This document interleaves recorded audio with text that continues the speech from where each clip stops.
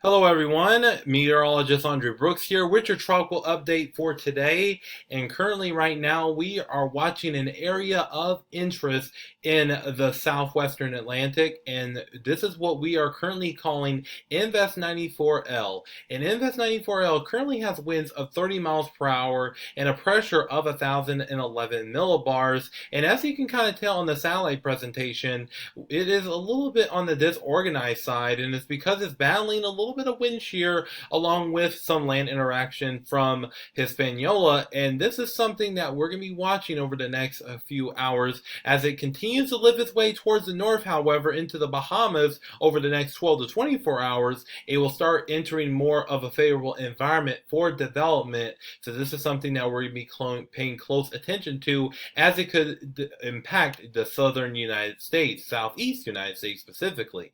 Now, looking at the a map from the National Hurricane Center as far as the percentages of development, and we are thinking about a 48-hour development percentages are at 80% and a 90% chance of development over the next 7 days. So this is something we're going to be watching very closely, and if this were to get a name, it would be Imelda. And regardless of development, we are going to be watching for the heavy rain and a gusty wind potential for the Bahamas, but we are very certain that this is going to develop here very soon. And interest along the southeast coast of the United States is really urgent right now, because over the last model runs, we have seen more of a consensus of it making landfall somewhere in the southeast United States. So we're going to be watching this very closely here.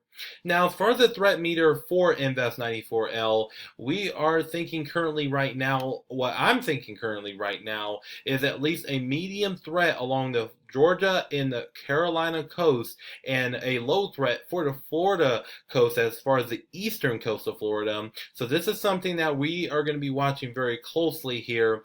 And this could go either way as far as the current outcome of this sort of storm.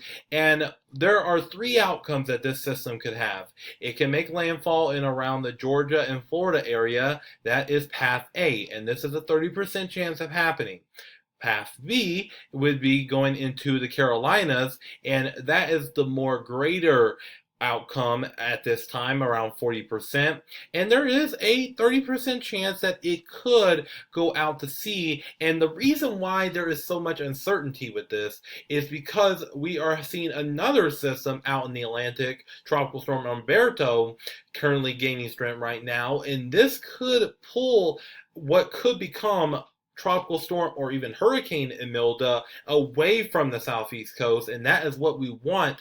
But if it is not close enough to influence it, then it could make landfall into the United States. So that's something that we're going to be paying close attention to, and this is something that we're going to be watching very closely. So make sure that you are prepared for this storm, and we will continue to keep you posted. Everyone have a great day.